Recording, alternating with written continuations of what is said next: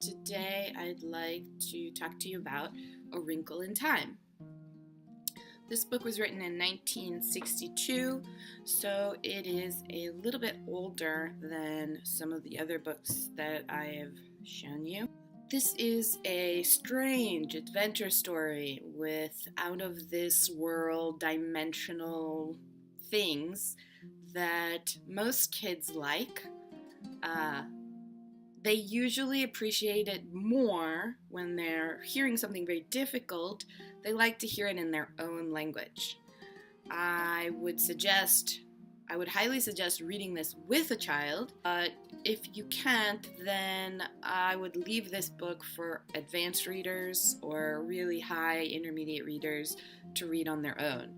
Also, it has very, very few pictures and it's 245 pages long. It's not too difficult, but it is difficult enough. And so I would suggest it for kids or for adults reading at a high level. Let me give you a short example. Mrs. Whatsit. It was a dark and stormy night. In her attic bedroom, Margaret Murray, wrapped in an old patchwork quilt, sat on the foot of her bed and watched the trees tossing in the frenzied lashing of the wind.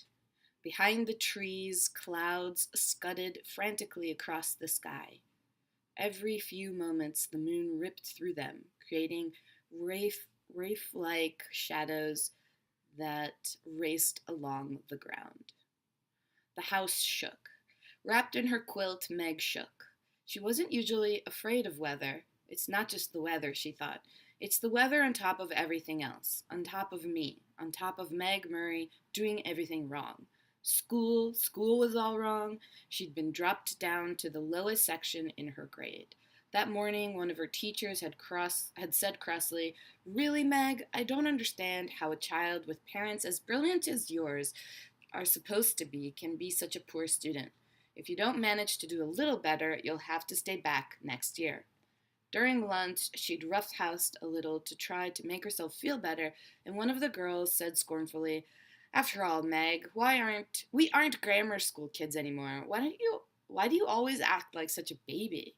And on the way home from school, walking on the road with her arms full of books, one of the boys had said something about her dumb baby brother.